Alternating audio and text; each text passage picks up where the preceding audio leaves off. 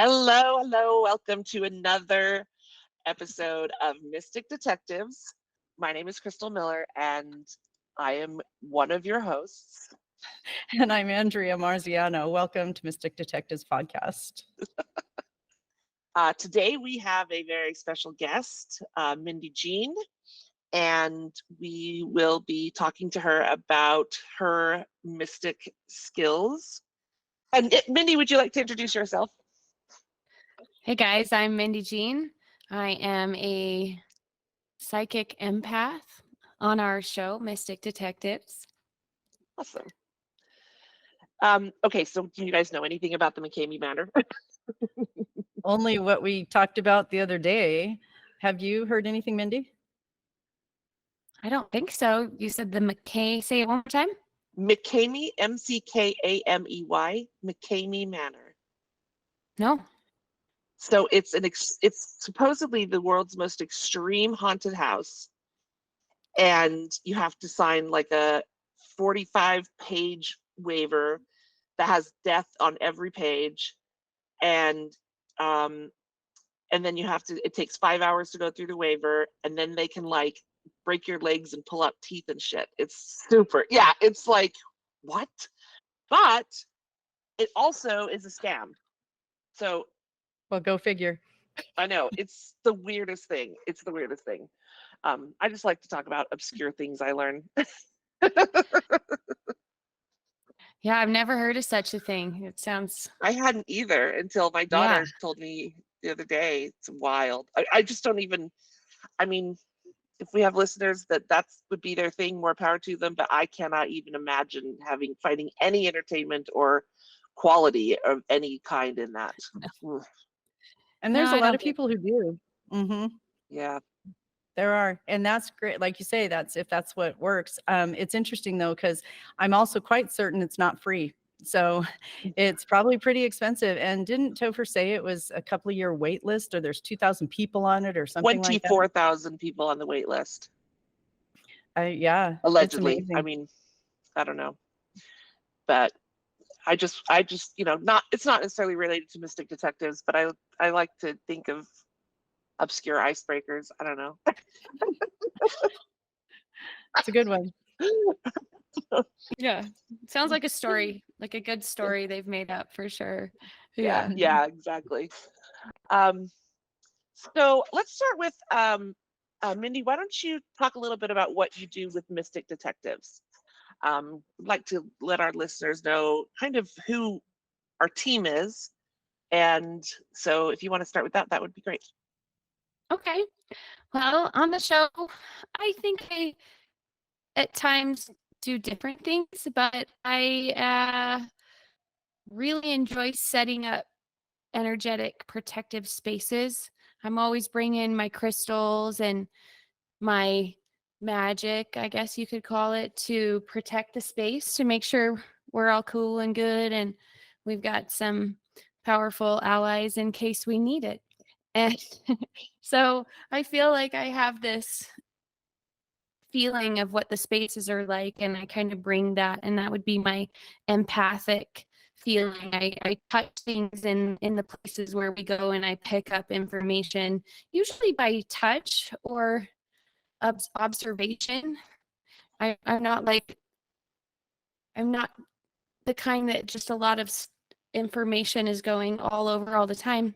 I'm more like listening to the energy. So I kind of work with more like element spaces and objects, I think, to get a really good read on what's going on.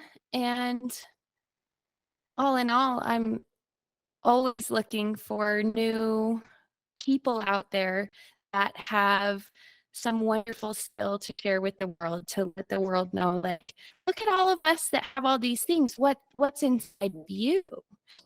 So I feel part of being there, though it's not necessarily my written role, is my love for that. And like how seeing people experience or hear something or realize something they haven't for the first time, and their brains light up and something shifts and something can be different. And that's also true in the work of the spirit world. And when we go to some of these darker places in the shows that some maybe would be kind of afraid of, we're more able to like bring our light into that and be able to almost show the darker or the stuck energies or entities their own light again, so they may choose something different if they want. So it's kind of like the living end, the whatever it is out there, because I can't for sure say anything is true. Another reason why I love this show is because it's fun to prove what I'm experiencing or see it measured in some way that Topher and Kenneth have come up with that's just so much fun, you know? Yeah, I agree. That's super awesome. Hey, I have a question, Myndy. When you say that you touch things, is it something that you experience, you touch it and it's the spirit or energy or however we want to quantify it of a person who's previously owned it, or maybe something that's just in the area? Anything. Mm-hmm. And anything at all. Sometimes metals and jewelry hold really intense memories. They store certain things. Crystals store visual memories for me, colors, shapes, entities, alien races that have left message, like everything under the sun in objects that I'll touch, the walls, bricks, all those kinds of things have something to say, but it's not always just a person or like attached to someone's memory. It holds memories. Mm-hmm. Wow, that's fascinating. You know, it's interesting that you bring up the whole crystal thing. I use crystals a lot in my general life and in my practice. And I have a 16-point amethyst necklace that I wear quite often. And I went to a group that was filled with people that have mystic abilities and things like that. And one of the girls came up and I cleanse my other crystals all the time. I mean, I do it all the time. And she said, have you ever cleansed your necklace? Because you need to.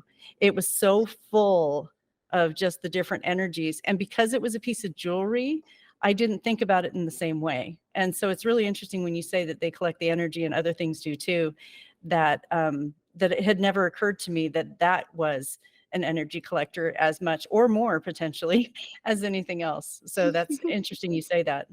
Thank you. Yeah, you're Yeah, welcome. I'm obsessed with crystals, and I was just going to show you. I have a bag sitting right here, just hanging out. But I was wondering, I was like, what's in her hand? yeah, yeah. I just have them. I just have them kind of scattered all over. I have one altar, and then they're just scattered all over my house because I used to own a crystal shop. So, Oh, wow. but yeah, like, oh, they just speak to me so much, and like, I mean, I kind of have. This is gonna sound so stupid, but I kind of actually have a crush on crystals. Like, I just want to hug them and kiss them, and they're my best friend. I just love them so much. I sleep with them every night. Yeah, nice. Yeah. That's awesome. So how did you get started on this path, Myndy? What led you to where you are today? I would say living outside in nature for quite some time. I worked on a weed farm out in California in the middle of nowhere, this beautiful place. And we were mostly outside all the time and off grid. So we didn't really have like good phone service. Sometimes we had some wireless internet pop up from the hill below. We had solar power and not like a real toilet or, you know, it's just like an outhouse that we had made ourselves. And most of our time was spent outside. And it just became so apparent to be in nature all the time how magical I was. I was like, oh, this stuff is like in nature happening. I'm not crazy. Like it's all over. Weird. And then I got still enough there, just kind of like being slowed down in my vibration. So I'm not around like TV and any of that for a long time. I like saw a fairy for the first time when I was in my little favorite forest. I'm like, what's that? Wow, you know? And so I started experiencing and seeing things. I was living on this vibrational level that I really needed, that I couldn't deny. And my neighbors down the way were really how do I call him? Like Tom, I swear, is like a wizard. And then his girlfriend at the time, Ashley, she's just a really powerful woman and really tapped into different kinds of energies, and just they're both able to tap into the higher realms and see all these different things. So they started teaching me about all their kinds of gifts, and finally realizing like, oh, this stuff is real that's been happening to me, because my stuff all came through the darkness. And so more in like scary situations and being tormented by demons and different things by opening gateways with Ouija boards, honestly. Like I opened the door myself and asked, to talk to the devil. Good job. Right. And I did. Right. And he showed up. Yeah. So for a while, like I really just thought I was a nut. Like this stuff's not real. I'm crazy. Like I have all these problems. I should see a psychiatrist. And I did. And so it took me a long time to like finally break out of thinking something was wrong with me. And that's the break, was the nature, and just seeing that there wasn't any other thing to reflect inside of me but cycles in nature, and like how magical just a flower is, and watching it come from the seed and grow into this big, beautiful thing, like really humbles you back to the basic shit in life that is the most beautiful and is the part of how we grow in things, instead of being separate from it, like being it.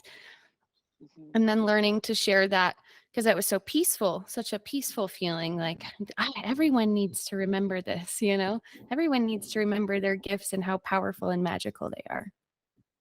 So that was what, 2010 or 2011 that I moved out there. Okay. And then after that, it just kind of snowballed, and I started learning. I taught myself tarot, and I did like dream work with the tarot deck in the very beginning, and just wrote down my dreams and the weather and all these things, and just kind of studied myself for a while through this method that I learned in was Modern Magic. It's like a Aleister Crowley book. And I didn't ever finish it. I just did this first part of it, and I just went on my own way after that. And voila, now I'm like a, full blown all my powers bitch. What do you need? Let me know. Yeah. But I'm a good witch, so. Right. Wow, that's beautiful. I love that. That whole way you describe that. That's just beautiful. Thank you. Yeah, you're welcome. Thanks for asking. You bet. So, just curious if you have any like specific experiences that you've had that you would like to share. Anything that's, particularly mystical or inexplicable by, the boring laws. Wow. There's so many. What category? I just can't. Like, I don't know which one. Like, you want aliens, you want ghosts, you want like other crazy weird stuff. What if other people talked about what's no one talked about, so I can talk about so I was just because I've had so many things. Yeah, aliens. I think we'd love to hear aliens, because we haven't had that yet. Okay, well, that one's pretty wild experience, and that also happened in the same location that I'm telling you about, that I was living outside in nature, and we had friends or different people come from all over the world during trim season that would come and stay on these different places where we were. And we sometimes shared our workers with our neighbors. So these other neighbors I was talking about, my friends that were with us at the end of the season, went down their guest house, which they had built into a hexagon. So inside this house is where they're all staying, and it's all these girls. And one of them, and the hexagon is a powerful, why I mentioned that is they built to like manifest things. It's wild. It's a really powerful little house. And this one of these girls just didn't even know what to do with this energy when she was up there. And somehow he literally called for the aliens in the house and built an altar for everything. And she left. And so the next night, the craziest things started happening to my friends. And these are all, I would never imagine any of these people to ever tell a lie, or like they're all the most genuine, pure-hearted, wonderful, could never, like, so I did not experience this. I very much trust everything they would say. This is secondhand talking about it. But the experience they had is my friend started hearing the dog barking outside, and it was like barking and running around the house in circles and wouldn't stop. And you're like, why is the dog? He doesn't ever do that. What's going on? What's going on? And then she says all of a sudden, she's like, there's this huge light coming into the hexagon, and she's looking up at it, and it's so pretty that she's like wanting so badly to go to the light no matter what. Like she's trying, she's like, oh my gosh, that's, and she's like all of a sudden realizing, and then the other people are kind of doing the same stuff, like what the hell is going on here, like kind of checking in with each other, like, no, don't look at the light, don't look at the light, don't look at the light, and so this thing just kind of like, I don't remember exactly what happened after that. Hovered there for a while. The dog was still going crazy for quite some time, but they all couldn't move is one of the things that they mentioned. Like they could only use their eyes. Like they were all kind of paralyzed in this space. And then somehow, because they started yelling, don't look at the light, whatever you do, one of them did that. And so they couldn't pull them in or something. They like pulled themselves back and then somehow got rid of it. Called me in the morning and told me this crazy story. And so we had a lot of ships and different things at that place because we could see the stars. It was dark sky. There's not a lot of power out there. Like I said, it's way out there. So there's always activity of different things that you can't explain, lights and things, singular lights, not like trails. Like now we see Starlink or whatever the hell it is, real kind of crazy things that we've seen up there. But I've never truly had like a face-to-face encounter with something from a ship. I do feel like I have encountered aliens that live here already a lot. So that's a different form, but like from a craft, from something that comes from the sky, I haven't personally interacted with one in person. I've channeled them before. But it's kind of funny. Here's a self promo drop. Me and Mark, who's also on the show, we actually have a band called Aeon August, and we wrote a song, alien song, about this story. So I just think it's funny to like, and we can, share our alien song with you too, so you can get a feel of what it is. Like a really cool kind of feeling, Yeah. feeling That's of being awesome. abducted. Yeah. So I think there's our aliens for today.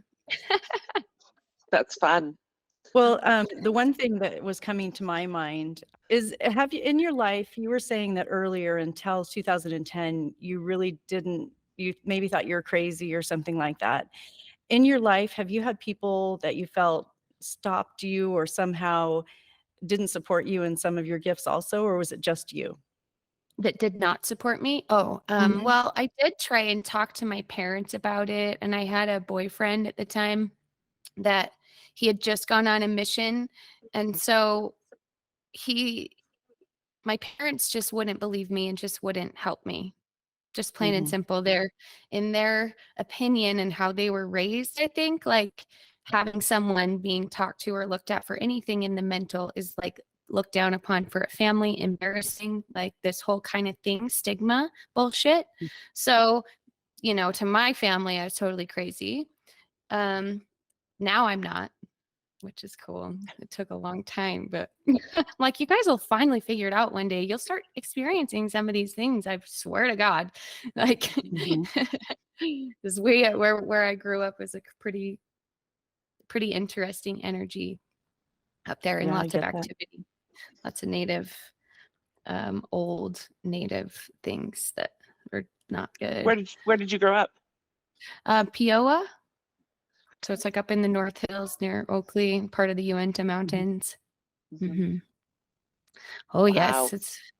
I find arrowheads all over all the time and just different little tools. And yeah, it's a pretty sweet little place, but that's where a lot of activity happened. And so that was, one of the things that I always felt like there was it was an Indian burial ground. I always said that since before I knew I had gifts. Right.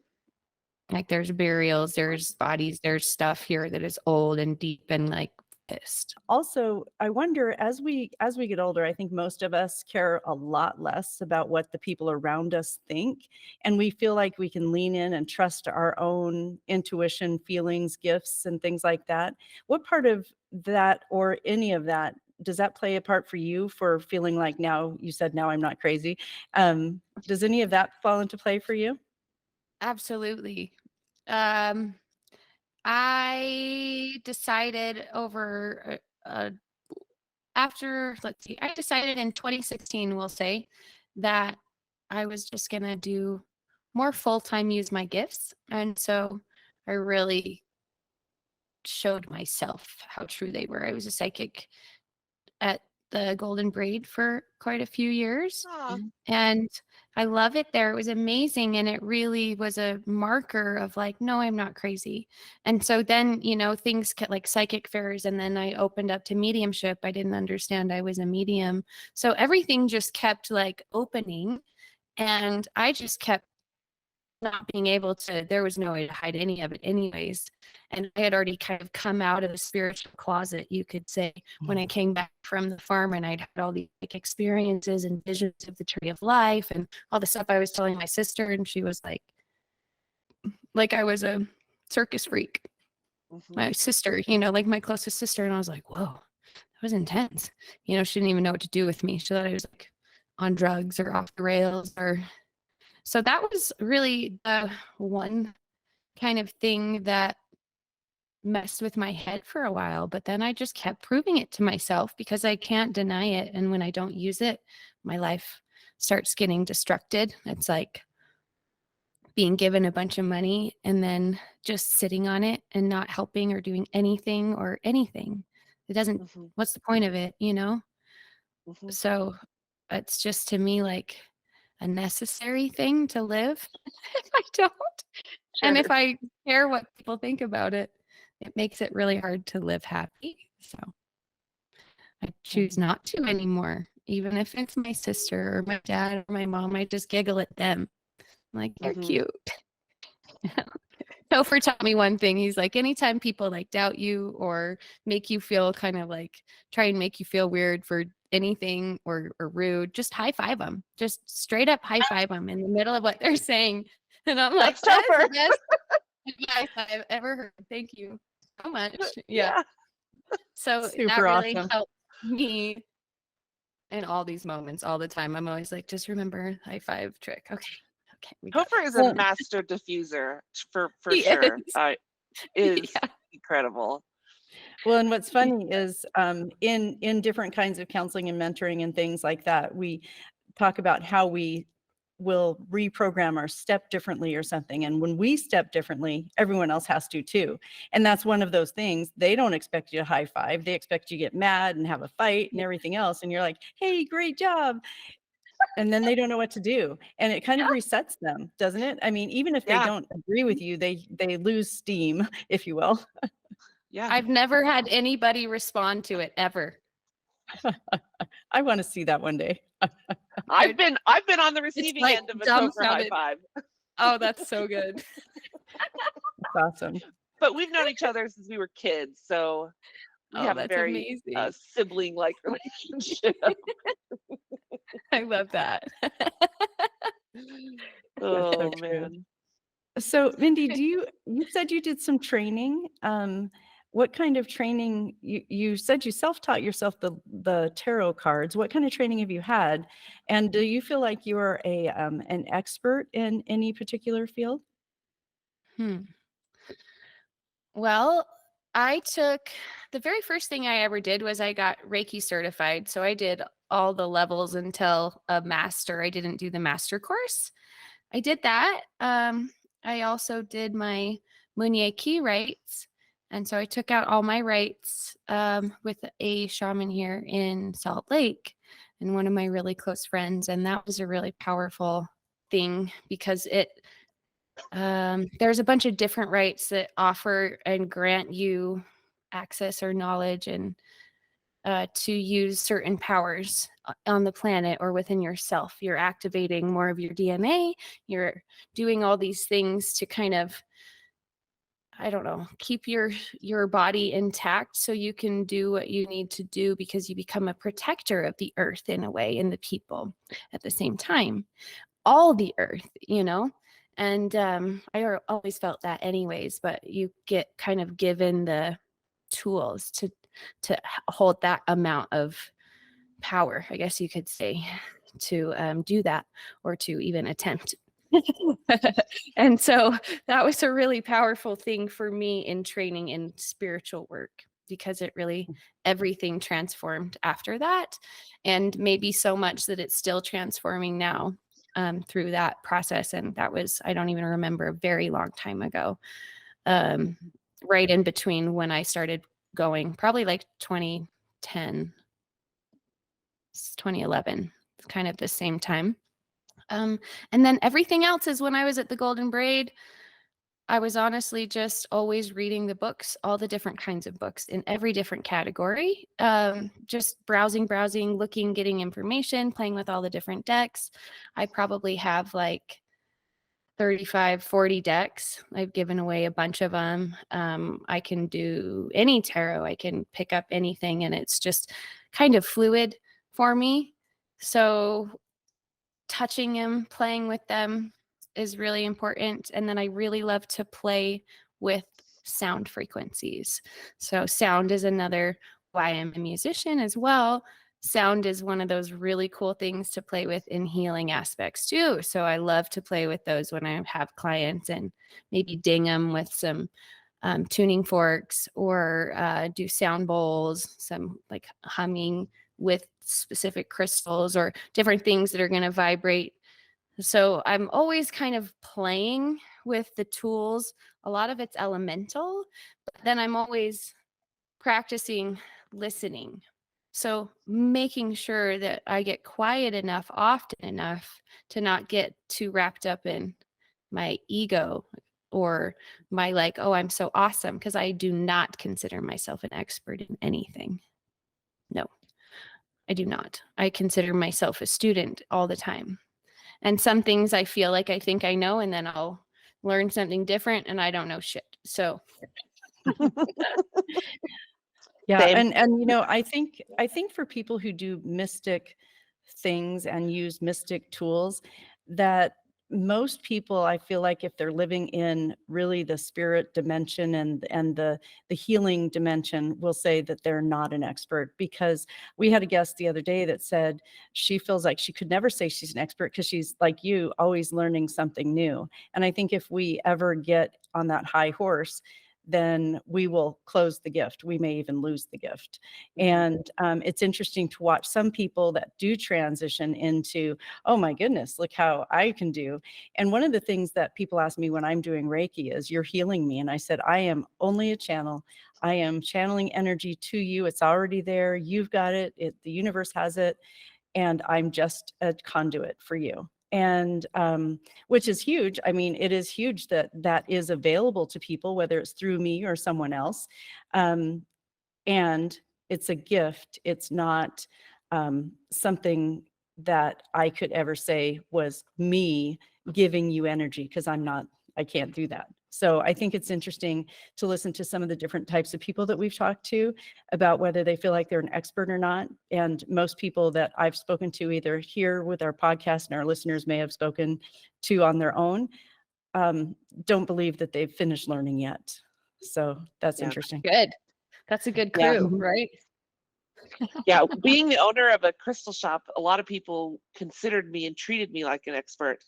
And it was disheartening and a little frustrating. Like, I say this fully, literally, I could have started a cult. Like, there were so many people who, wanted me to give them answers and wanted me to be their spiritual guru or whatever. And I just, I consistently was saying, this isn't me, this is messages from whomever, or this is, knowledge from wherever. And I finally had to send out a newsletter that was like, I'm not doing Sunday services. I'm not going to lead anything. I have my store. If you want to lead something, go ahead, or, you know, but I'm not going to. And it's just, it's so interesting to me how there are some people, and I don't want to say any names, but there are some people who get in this exact same position, or that I'm not in that position anymore, but that exact same position, and they do take advantage of it, and they do frankly start cults, and it really sheds a bad light and gives a bad look for those of us who are in the practice for the practice and for the love of humanity, and not in it to get rich, you know, and have power and have people worshiping you and whatever. Mm-hmm. So Agreed. Agreed. I like it. And then, so Myndy, are you on a track of exploring or anything else right now that you feel like you're expanding a gift in any particular way? Are you taking classes, reading books? Do you have anything like that in your life right now? I do, yeah. I've always got something I'm looking at or doing, but this one in particular is a book called Project 369 that I'm really into, and it's got a lot of different. I posted on our Facebook page just a little small meditation that was written out of a book, and this is the book I'm talking about. There's these cool practices in there that teach you how to get to very easily get to specific brain states to start manifesting and doing things. So I've been really playing with understanding what the frequency of that is, what is required to connect to this space. And I've gone one time and I've done it one time. They have like a really long process one that's really cool. And it just involves this breath and this counting. And then once you get to the space, you're in the black zone, like one with spirit, one with. And so you can ask any question and always get a clear answer. And it's this way that they describe how Nikola Tesla and like different inventors would refresh. They'd be like, I'm going to go take a nap. And they wouldn't ever fall asleep. They would go to the space to get back and refresh or get whatever new information they needed for their project or their invention or whatever they might be doing. And so I've been looking into how to play with that stuff a little bit more than I have before. It's really fun. That's awesome. I'd love to look at that. One of the things I really love is that you keep saying you're playing with things. And that's the way I look at it too, is this is a playful, joyful sort of potential. And when I'm working with clients, I'll often give them home play so that they can take it home and realize that while it's something that is beneficial and it is a process sometimes, it's something to open their heart and their spirit, and it doesn't get to feel heavy and awful and like homework, which has such a negative feeling for so many of us for a variety of reasons probably. And so that whole play thing is, I feel like, a really great way to look at what you're doing and how you're experiencing it. That's really cool. I didn't even realize I said that. So yeah, that is cool. Thanks for noticing and telling me.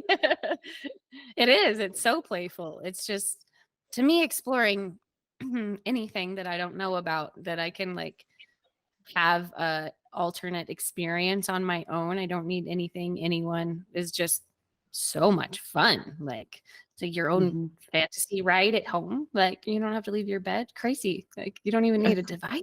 You don't need an Oculus or like a visual thing. You can do it on your own, you know?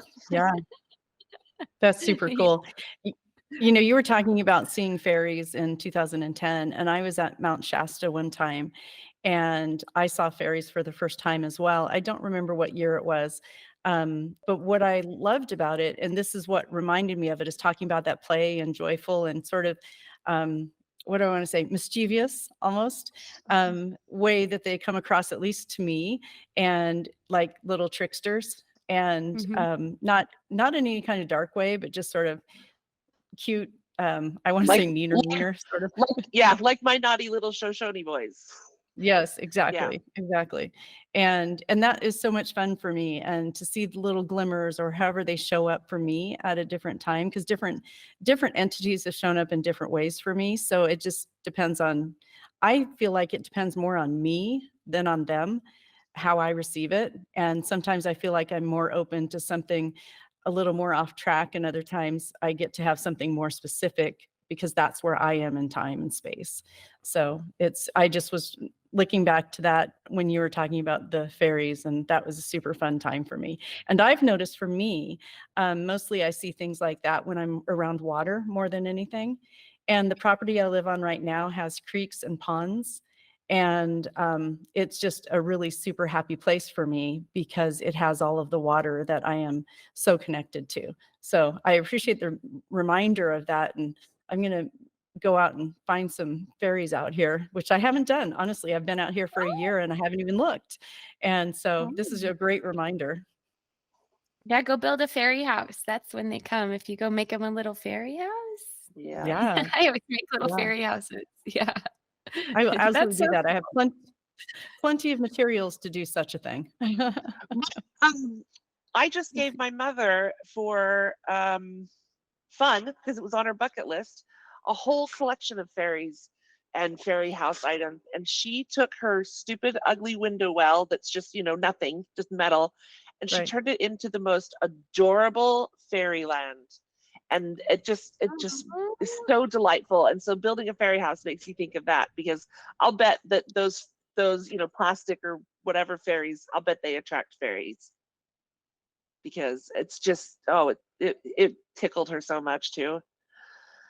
I love fairies. Everything. I do too. I do too. I love, love, love them.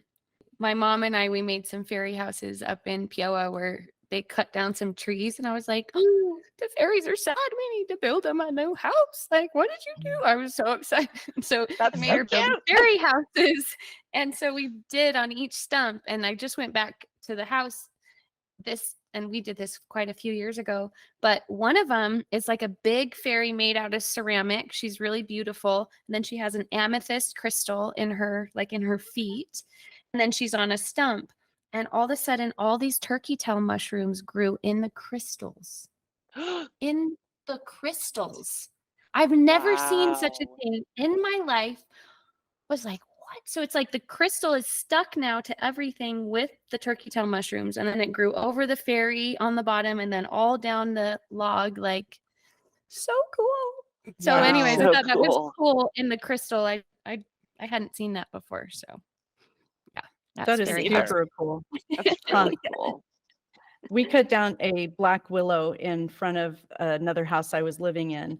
And I said, okay, to my son, I said, okay, Josh, I would like you to take these shingles and build a roof. And then I'm going to make this into a little fairy house. And I put a little porch for them, and some glass beads walking up in their pathway and this and that. And there's a little neighbor girl who is now 4. And once she started walking, she would come every day to the fairy house, and she would walk up to these, not ceramic, just a stone figure of a little boy and a girl. And my office was just above it.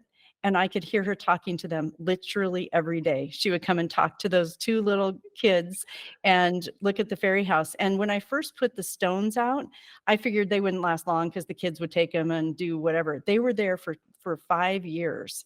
And they were there when I still own the house, but I'm not living there now. But it's really interesting.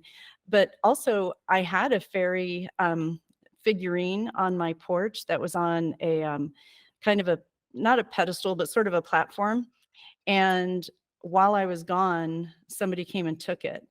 And at first I felt really sad about it, but then I realized that while what they did may have been nefarious, maybe her energy will assist them to shift a little in their perspective about what they might be doing. And so at first, like I said, I felt frustrated, and I get that she is a statue and not, but I felt a lot of comfort and energy from her that meant a lot to me as I walked. She was right at the front door as I walked into my house through the front door.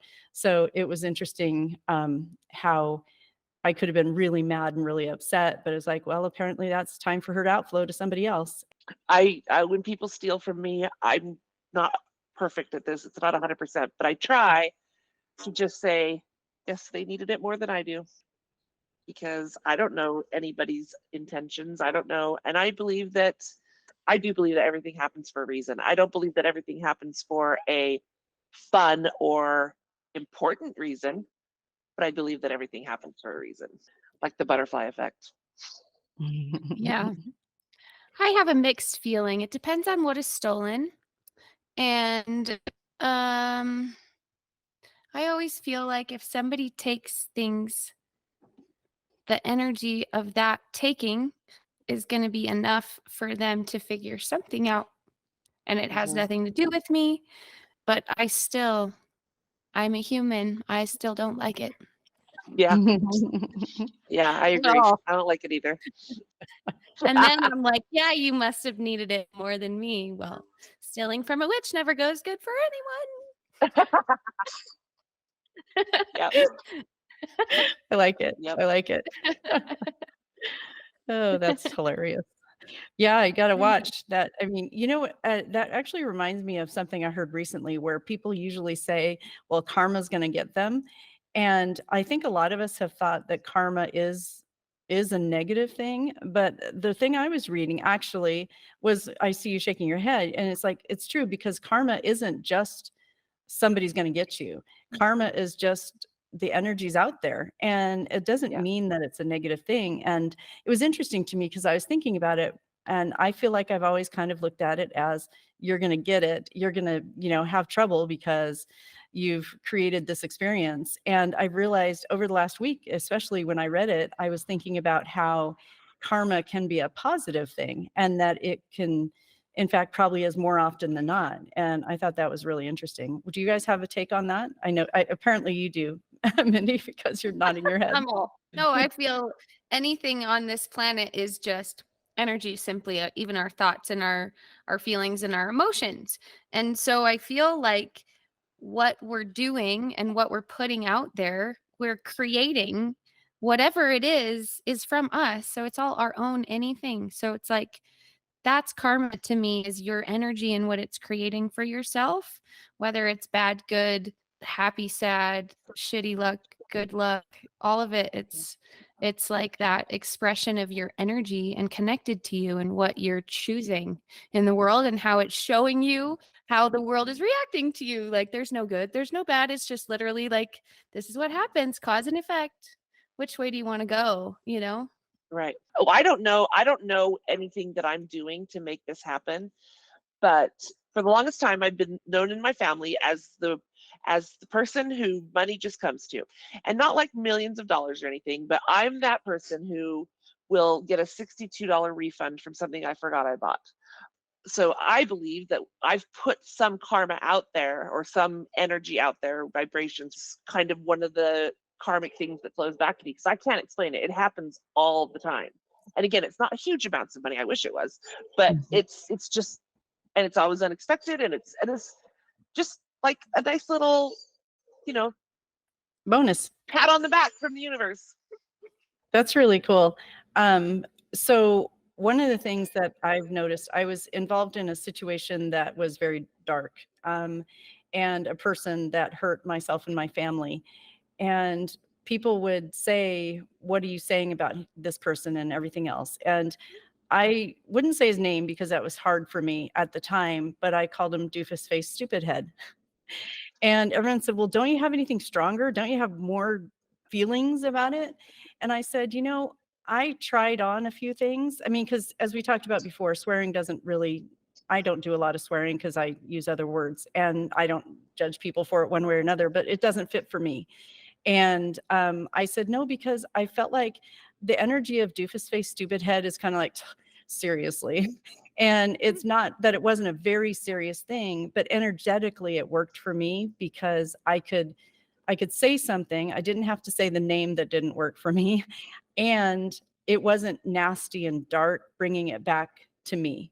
And so I feel like that's kind of along the lines of karma too, Yeah, maybe. And that energy and paying it forward sort of thing. I personally call him Bleep Face. Well, Yeah, I'd probably come up with some choice words myself. I love choice words. Me Yeah. I too. love choice word battles. Yeah. Have you guys ever played Monkey Island? It was a computer game when I was a kid. No. It was like, it's this game that I used to play, and this just reminds me of it and how I learned to fight like that. Is the part of the game was sometimes you had to fight pirates in the game, and the way to fight pirates was a battle of insults. So they'd have like options. This is, I'm like born in the 80s, so it's a while ago. So Right. there are options of like, 4 things you can say to the person to combat their insult. And so it would be like insult, sword fight. So like that's how I learned to fight was that's insult hilarious. I love it. I love it. from the video game. Yeah. So that's always what comes to mind. That's super awesome. Well, Myndy, do you have any other stories you'd like to share, or any special experiences that might come up for you that you'd like to talk about? Something comes to mind, but I'm not sure if I can talk about it. I think No problem. that I'm just trying to think of how to say it. So like some of my most profound experiences were in the art castle. And in the documentary, there's so much that isn't even tapped into or shared. And there was a common theme at the art castle and some of the energy that we picked up in another one of our places. And it's all in Utah.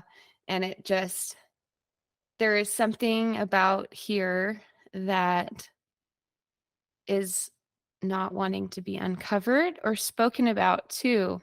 And so I think my most profound experiences are the ones that we aren't able to share with you. Plain and simple. I don't know how else to put it, but there is things that maybe in the future we'll be able to go back into some of that footage and maybe share other parts and pieces of things. But there's a lot of stuck things out here due to so much repression and hurt and pain and like terror. And for me, the most profound parts are when we get to go to those places, even though it's not fun, and are able to kind of release that energy and release those, I guess you could just say trapped, stuck traumas that are still affecting people today and they don't even realize, So I think that's probably at the top, the most profound things is the things I'm not allowed to talk about yet. That tracks. Yeah, I get it. I get it. Mhm. Awesome. So thank you, Myndy, for being our guest today. We're so Thanks happy. It for was great to having talk to you. me. Yes, it was It was great conversation. So fun. Yeah, this is And wonderful. I'm so excited to hear everyone's interviews and yeah, It's been awesome. experiences. And we invite any of our listeners to write in with any kind of stories that they have. Contact us at mysticdetectives.gmail.com. gmail.com. There we go. I really had planned to say that really well. And share any stories like this that they have, because I feel like it's kind of cliche in some ways to say, but that we're in a time that people are starting to lean more and more into their gifts. If for no other reason, because we've got to. And so I really am interested to see how other people are leaning into these gifts, what they're finding, what they're seeing. And when it is time for us to share, whether we have a feeling that we can't at the moment, or it just isn't the right setting at the moment, it's still energetically there and doing the work that gets to be done, in my opinion. And so I appreciate the thought of that as well. And so, yeah, it's pretty cool. So appreciate the time. So I guess we can say it's time to just stay curious. Stay curious And keep exploring. exploring. Thank you.